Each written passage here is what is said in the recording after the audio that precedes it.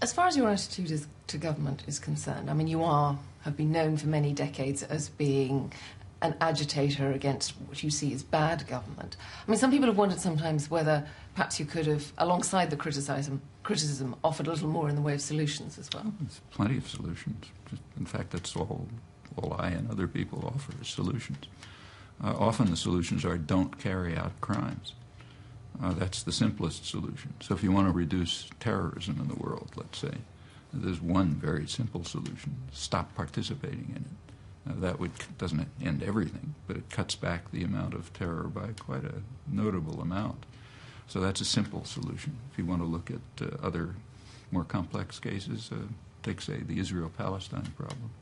I think there's a solution, namely the one that the large majority of the American population support, which happens to be the international consensus on a two-state settlement that the U.S. government rejects.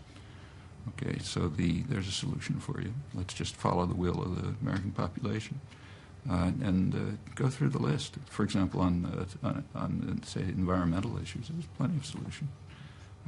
It's claimed that what you say is correct. That's what's claimed by the intellectual world, that no solutions are offered by the critics. That's just nonsense. It's just they don't like the solutions.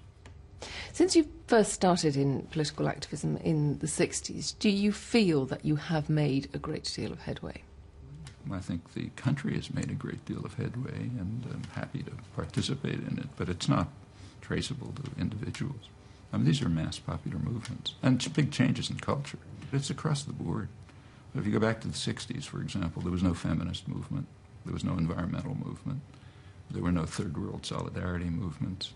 There was no substantial anti-nuclear movement, no global justice movements. I mean, these are all developments of the last 20 or 30 years, and they come from all over the place.